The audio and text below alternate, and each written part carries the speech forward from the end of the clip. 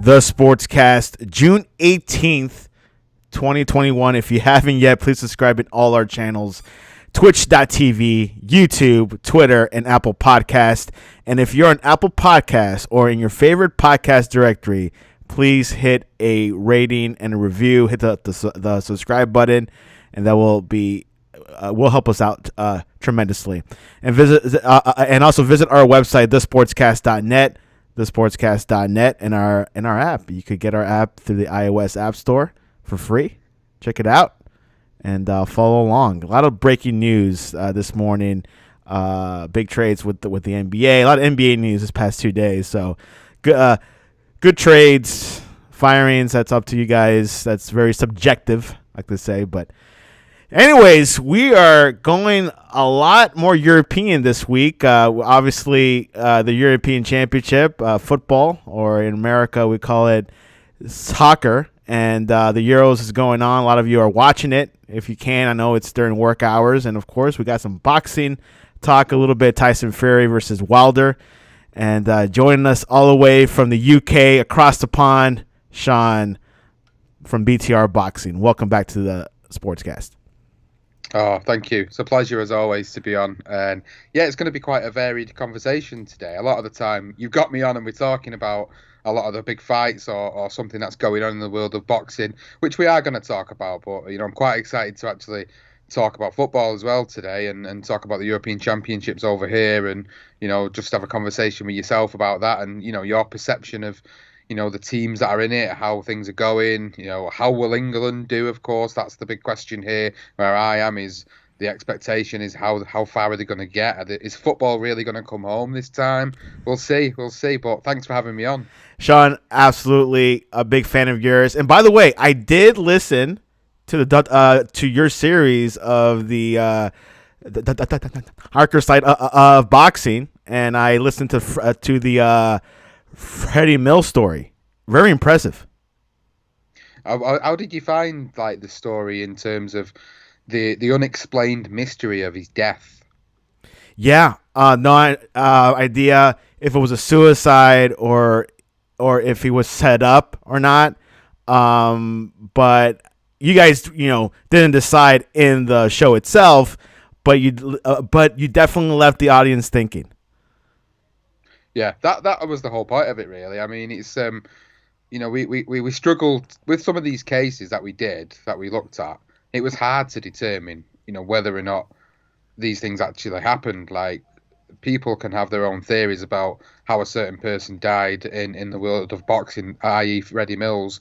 Was it an organised gang hit, or was it a case of, he'd had enough and he'd committed suicide? But it's so difficult to make that judgment. And, for us as podcast hosts, we just want to leave the information out there to people so they can make their own informed decision about what they actually think has happened, and they can let us know. And that's the beauty of the engagement side of things, is obviously people can tell us whether or not, they enjoyed listening to the episode, and also what do they think actually happened. And, you just said it yourself there, you kind of leave it a little bit open-ended in the sense that, did he really kill himself, or was it really an organized gang hit?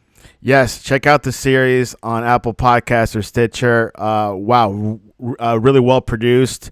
Something that, if you're boxing fans, and I just found out about this Freddie Mills character. Never knew about him, but there is a darker side of boxing. I've definitely been hearing stories about it, and Sean and his crew definitely dissected down. So please check it out on Apple Podcasts or go to BTR Boxing, and they'll have it all there. Anyways, the European Championship, as we were talking about earlier, Sean, has been pretty exciting, pretty predictable. I think seeing the fans coming back to the stadiums, especially in Hungary, has been very exciting. Of course, it's been a year of no fans in most European leagues. But so far, what are your thoughts over the tournament so far? It's been enjoyable to watch. I mean, the last time me and you had a conversation on the Sportscast about football, I was quite damning about sort of the professionalism and maybe the hunger of some of the football players. But really, you can't really doubt any of these players that have turned up for this tournament, because you can tell that they really are all there to win. No matter how substandard some of these players are because they've come from remote countries across Europe which don't have the same facilities as, say, like your Frances, your Belgiums, your Germanys, and your Englands and Italies, and they're giving it their all. And it's nice to see that most of the teams that have been competing in the tournament are there to try and win, and they're not just there to participate, and that's an enjoyable thing to watch. As a neutral fan, I think I've only missed one or two of the games so far. I think Austria North Macedonia was the only one I didn't really fancy. I didn't really think it'd be an enjoyable one to watch. No disrespect to the teams and the players, but it didn't really appeal to me. But France and Germany was an excellent game. The Portugal game was an excellent game, and then obviously you've had the Netherlands, who have been absent from the last two tournaments, including the World Cup, and they seem to have come back with a bang, winning their first two games and going straight through now to the last 16. So it has been an enjoyable tournament to watch so far.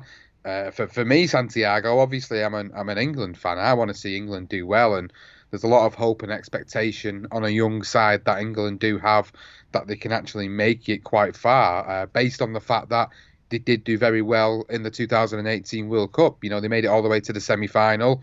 They were 1-0 up. It went to extra time. They got done over by a Perisic goal at the end. And, everybody had a lot of high hopes. And people still do have a lot of high hopes. And, it is enjoyable to get involved in the sort of community spirit that it brings to the country. I think that's the biggest takeaway that any England fan will probably say, is that everybody comes together and unites, and that's what football is about. It does unite nations. And I didn't know if you wanted to touch on the Christian Eriksen moment as well last weekend. Yes, an inspiring moment, very scary moment, you can say. The whole football world was praying for Christian Eriksen. Of course, he during I believe it was it was like the 43rd minute of the first half, where he just collapsed. I think he didn't have much of the ball, or he had the ball, but he was by himself.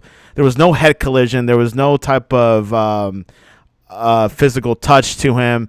And the first assumption was a cardiac arrest. And of course, apparently he was out for a minute and 46 seconds. So he was dead. But the doctors resuscitated him, and he's great. But what were your thoughts over that moment? I was watching it. I watched it live. I seen it happen, and the UEFA broadcasting actually shown Christian Eriksen's face when he was on the floor. Now that was the moment where it really hit home, where he was grey. He was the colour grey. He was dead. He was dead on the pitch at that point. And then obviously the Denmark team, what an absolute bunch of heroes they were. Kasper Schmeichel, the defenders, I think it's Simone Kjaer. I think both of them together, including the referee, made the right actions.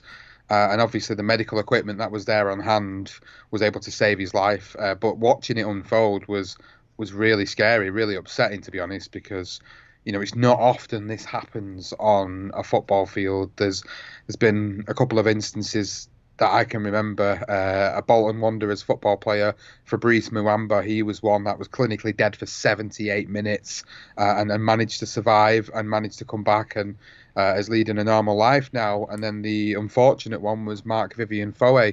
I think it was back in 2003 when playing for Cameroon. He literally dropped dead on the pitch, and they couldn't save him because they didn't have the medical technology of defibrillators there at the football game to be able to save his life. So to see how far football's come in that respect is quite amazing and compelling to see. It's just unfortunate that the Denmark team wasn't able to produce a result yesterday, and maybe they'll have one last chance in the final group game to maybe scrape through on the best placed third place in the overall groups. But genuinely, I wanted to see them get through. I was rooting for them to kind of get somewhere because of what happened. It's a bit of a dedication to Eriksen, and it's nice to see that he is okay, and he is going to be fitted with one of them devices which is kind of like a mini defibrillator, and there might be a possibility that he might be able to play football again.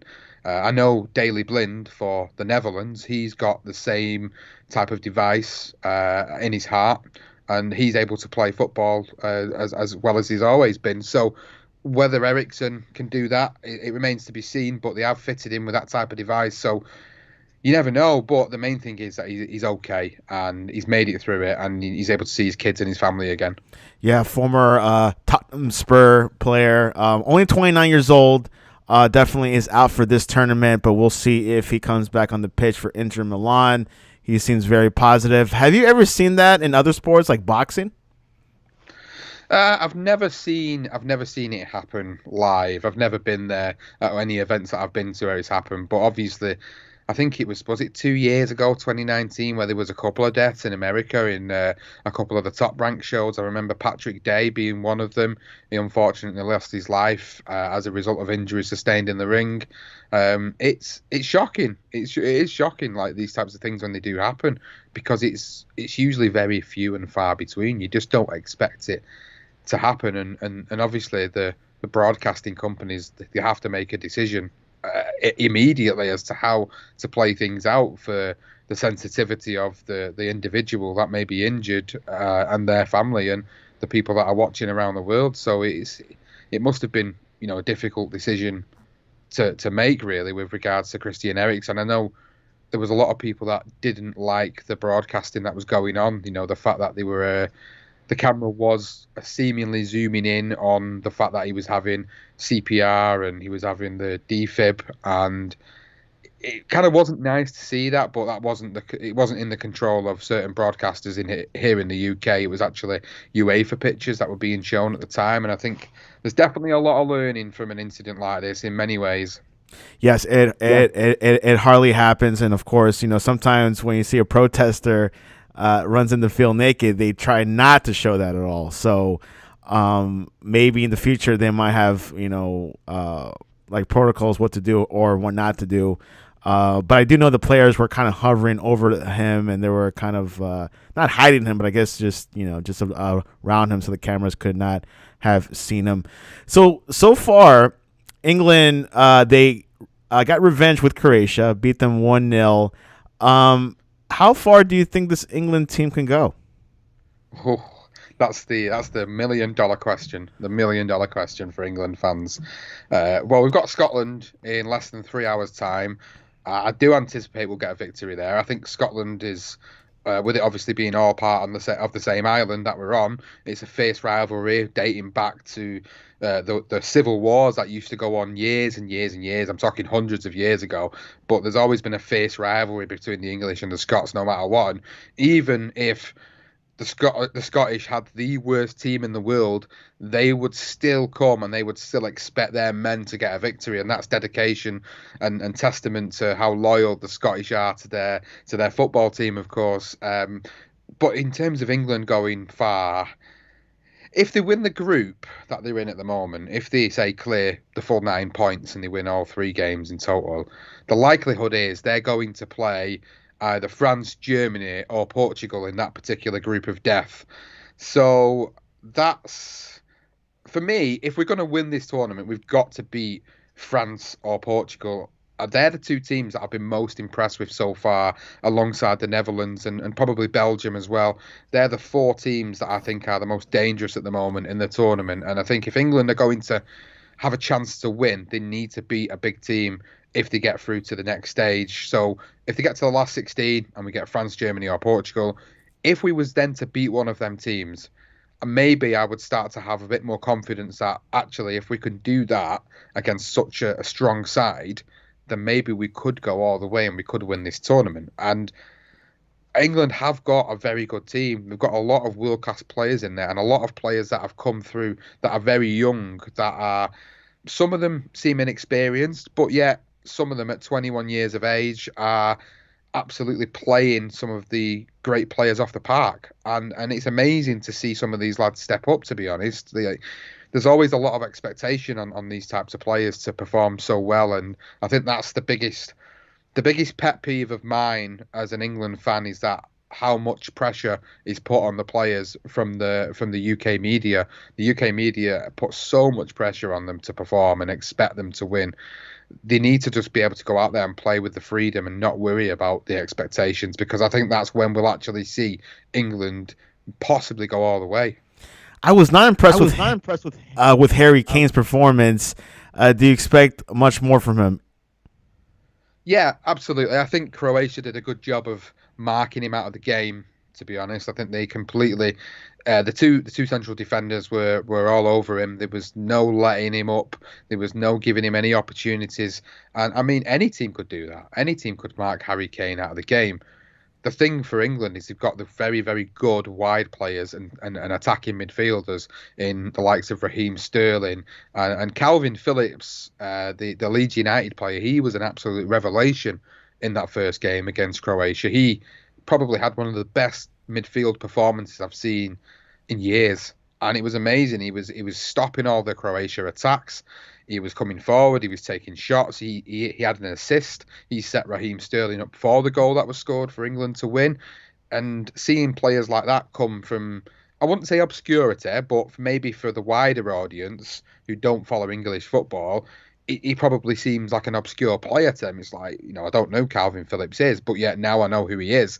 And it wouldn't surprise me if he has another good couple of games throughout this tournament. I don't know how long he'll be playing for Leeds United. And I've been hearing a lot of a whole lot of fans that want to see Grealish play. So we'll see if that pans out to be. We got some breaking news. Christian Eriksen has been discharged from the hospital. So Fabulous. That's good signs. Good signs for him, and hopefully wish him best. So my top teams, Sean, has been obviously France. I like Italy. Italy's looking good. I know they're not beating world beaters, but they have some impressive start. And, of course, Portugal definitely has a good set of players, and their squad is pretty talented. So we'll definitely see that. And I got to see more from Holland. So we'll see what they can do and things like that. So, but anyways, that's our European update. Let's look into boxing. Deontay Wilder, Tyson Fury, Part 3 coming up on June 24th. Is it June 24th? No, July 24th. They had a stare down this past week at the press conference. Sean, what are your thoughts over that match? Excited, disappointed. Probably the two words that I'd use for it. Disappointed because we was all expecting Joshua versus Fury. That didn't happen because there was an arbitration case against Bob Arum and obviously Tyson Fury for that third fight to take place. And Bob Arum took a chance and he didn't win that case. So Joshua Fury couldn't happen. So Joshua now has to look elsewhere, potentially against Usyk. That's seemingly what's going to happen next. But Deontay Wilder, Tyson Fury 3, it's an interesting prospect because we know what happened in the second fight. We know how many excuses Deontay Wilder came out with after the fight. We know he's now changed his team. He's got rid of Mark Breland. He's now got Malik Scott, a former opponent, in the corner with him now. And yet at the press conference a couple of days ago, he refused to speak to most media. He came on and said a few words at the end of the press conference, and he had headphones on all the way through it. And it was just, I don't know how to interpret that. There's two ways in which I've interpreted it, to be honest. And the two ways I can see it is it's either a case of he wants to be so mentally focused that he's trying to block out Tyson Fury and his mind games because maybe it got to him last time, or from what a lot of other people have said, people that follow boxing as avidly as I do, is they think that Deontay Wilder is a shell of his former self, that he's already looking like a beaten man already before he's even got in the ring. And what was interesting was Tyson Fury, he didn't do as many of the mind games in that press conference as what he normally does. He was talking to Malik Scott a lot about the fact that, it doesn't matter who comes and trains Deontay Wilder. As soon as that bell goes, he's going to revert to type, as in he's going to start trying to look for the one-punch knockout against Tyson Fury, which is what Tyson Fury's already said he's expecting. And Tyson Fury's basically turned around and said it's not even going to go as far as round 7 this time, and he's going to get him out of there earlier. And at the moment, I believe him. At the moment, I do genuinely believe him. Looking at the body language of Deontay Wilder, I'm no body language expert, but he doesn't look like he wanted to be there. he looks like he's taken the fight because he's got the rematch clause in his contract. He's going to get paid a lot of money for the fight. I could be totally wrong, and I could be eating my words come July the 24th or 25th for us, and Deontay Wilder could knock Tyson Fury out, and we could be having a completely different conversation. But just from that one press conference alone and what's been said or what little's been said by Deontay Wilder's team, I'm anticipating that Tyson Fury will beat him, and he will beat him convincingly again. Yeah, definitely. This fight was forced due to a judge, arbitrary, in favor of Deontay Wilder back in May, and they'll meet again. Of course, it feels like a little bit forced, but it should be a intriguing, maybe a entertaining fight. So in the summertime, what were your thoughts over? Which I'm sure you didn't watch it, but what were your thoughts over the Mayweather versus Logan Paul fight? Yeah, it was exactly what we said it was going to be the last time we spoke. It was a money making scheme for the pair of them, and you know what, I did see social media clips. Who didn't see the clips? Because anytime you opened any single social media app on your phone, there was usually a clip of Logan Paul swinging wildly at Floyd Mayweather, and there was probably some sort of caption attached to it, some type of meme that had been made out of that particular clip. I think from what I seen, it just looked like a standard Mayweather easy night's work for him, making a hell of a lot of money. And both Logan Paul and Floyd Mayweather walked away, smiling. Really, at the end of the day, it's shrewd business from the pair of them. Well, none of us might like it, or some might like it. It is shrewd business. You can't fault the business ingenuity of the pair of them because both of them have walked away with a lot of money. Floyd Mayweather, of course, a lot more than Logan Paul, but still, it doesn't matter. He's 43 years old, I think now, Floyd Mayweather, and yet he can still get out of his silk pajamas at 43 years of age, get in the ring and give a young lad who's much bigger than him a boxing lesson and still walk away with a hell of a lot of money. And if he continues to do that till he's about 50, he's going to keep supplying his children with the money they need to have the careers and the lives they want. And in that respect, fair play, but I don't think it does much for his legacy as a fighter, personally. Do you think he'll have more of these type of fights in the future? Yeah, I think so. I mean, look at who he's faced now in exhibitions. Obviously, Conor McGregor. Then he's fought the Thai boxer from Japan, and he beat him convincingly. Now he's fought a YouTube reality star in Logan Paul. I mean, what's next? Which entertainment field is he going to go into next? I remember when he went into WWE and he had the choreographed match with the Big Show. He's been there and he's done it. It's a case of it's not if, it's when it happens, and who is it going to be against? There is a real upcoming fight: Vasily Lomachenko versus Masajachi Nakatani in Las Vegas. What are your thoughts over this match? Is it something that we should all be looking towards to? I think we want to see what Vasyl Lomachenko has left. I think that's what most fans are going to be looking towards, is to see what he has left in the tank. He lost to Teofimo Lopez. He lost to the younger man. That rematch hasn't happened, unfortunately, and now he's obviously facing Nakatani, who does only have one defeat on his record, but that one defeat obviously being against Teofimo Lopez, of course, but there's a lot to be said about Vasyl Lomachenko more than anything. I think people are tuning into this fight to see whether Lomachenko still got that level that he was at previously, because Teofimo Lopez, although it was a very close fight, he kind of, there's a saying about fighters that are old manning younger fighters. I don't think he did the opposite. He young manned Vasyl Lomachenko. He outworked him and he got the victory. And I think for Lomachenko now, he looks like he's trying to rebuild and go back to the top to maybe face Teofimo Lopez again. For boxing fans that weren't aware, Teofimo was supposed to be fighting this weekend against the mandatory challenger George Kambosos Jr., but because obviously Teofimo's not being able to compete in that fight now, we're not getting to see that. That was the other fight that was happening this weekend alongside Vasyl Lomachenko and Nakatani. But I think people are going to be more tuning in to see what Vasyl Lomachenko's got left and whether he can still mix it at the elite level. And it sounds pretty crazy to talk about it in the sense that it's like Lomachenko's got nothing left because we just don't know that. We just don't know. Like, he is getting older. He's, people forget he is an older guy now. He's getting older. He's what? He's 34, 35 now, I think. And is he still going to be able to mix it the same way he did maybe 2 or 3 years ago? Is he still going to be able to go back and beat the likes of Teofimo Lopez? Will he move down? Will he move up? There's a lot of questions that need to be answered. And I think when we see him get in the ring again, we'll get some of the answers.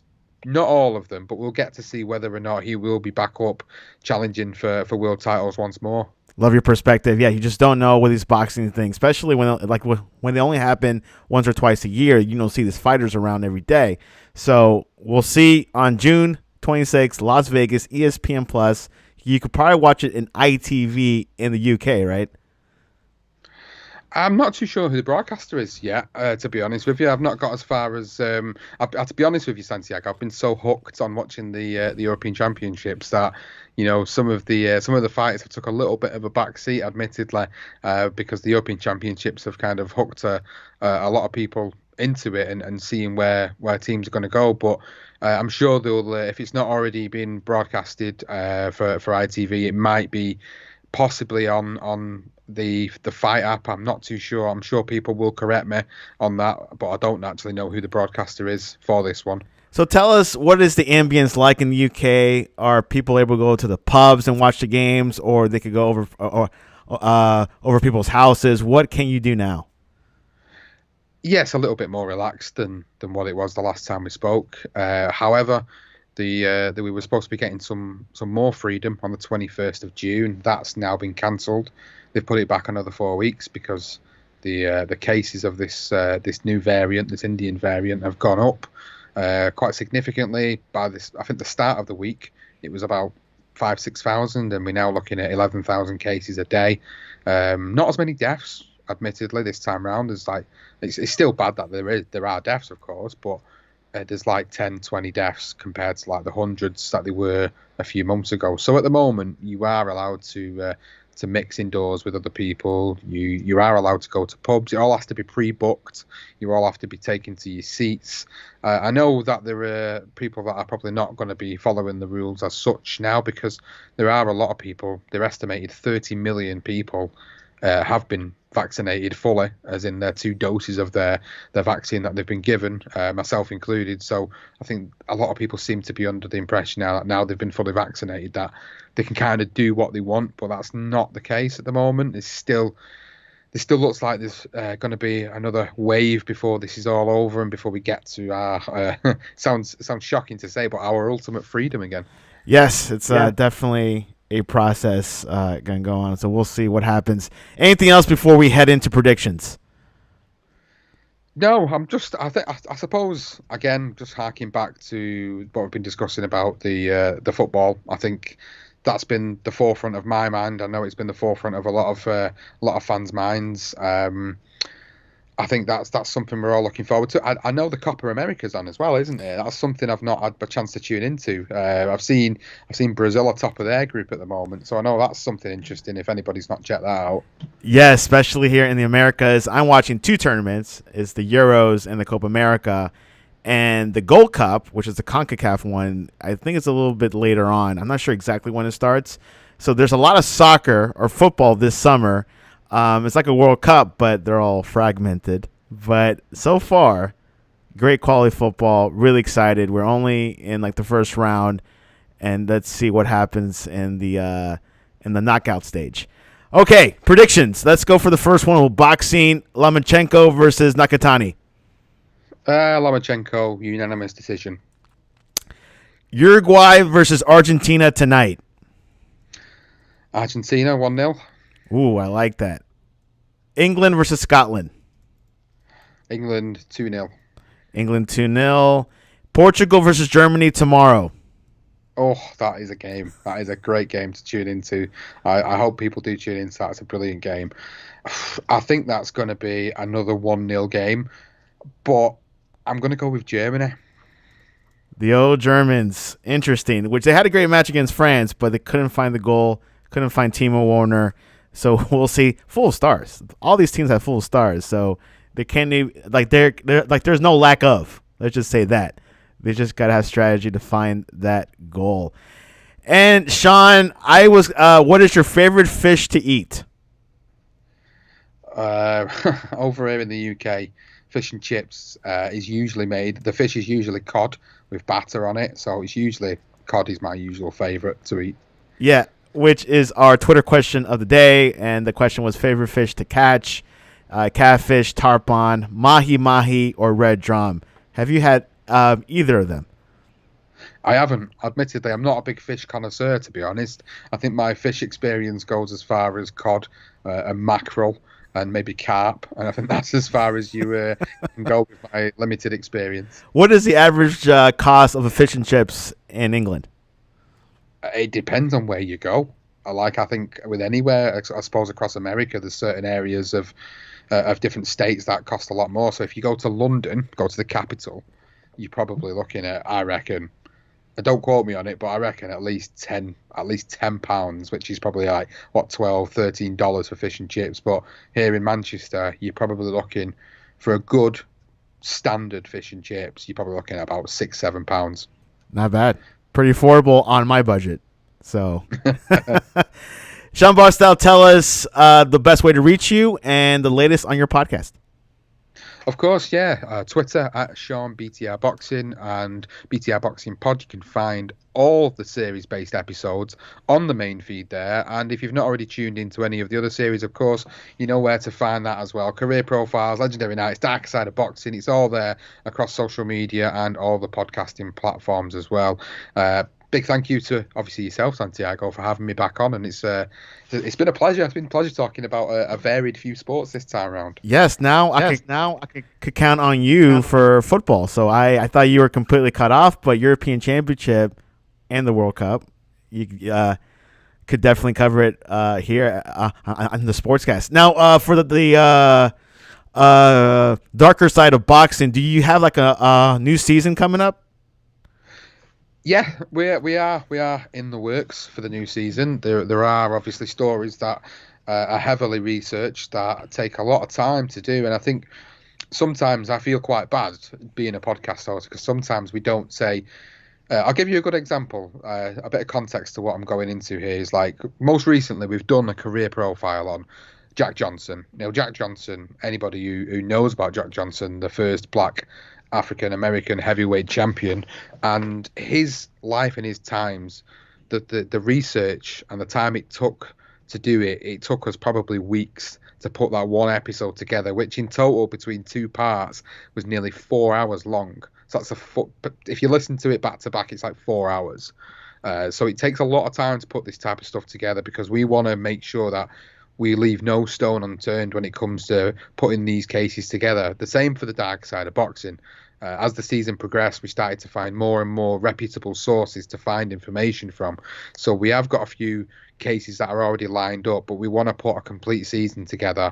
And what we want to try and do is we want to release at least 4 or 5 of the episodes over a sort of quick period so that people kind of get used to the fact that they're going to be coming out weekly. I suppose one of the issues we have as you know, doing this part-time really is that you've got to put so much time and effort into it to make it a good product for people to listen to that you don't want to just put anything out which is just Wikipedia-based facts. You want it to be actual quotations from newspaper articles from maybe 6-7 years ago. You want proper reputable sources to go out there. So in terms of the time frame, it'll be we're looking at September, October now for it to be released, but when it does get released, it will be on a weekly basis. We'll have it all ready to go, and then we'll see what people say and see what the thoughts are about season 2. Please check it out. I listened to it. Very detailed, very highly produced, and I'm looking forward to the next season. And, of course, you can check us out at thesportscast.net for the latest and greatest. A lot going on in news, or download our app, The Sportscast, for iOS, or follow us on Twitter at The Sportscast1. Anyways, I got to prep up for the England-Scotland match. I'm not sure about you, Sean, but I appreciate you coming on to The Sportscast. Excited. Thanks very much. And make sure everybody follow The Sportscast. Go 3 Lions.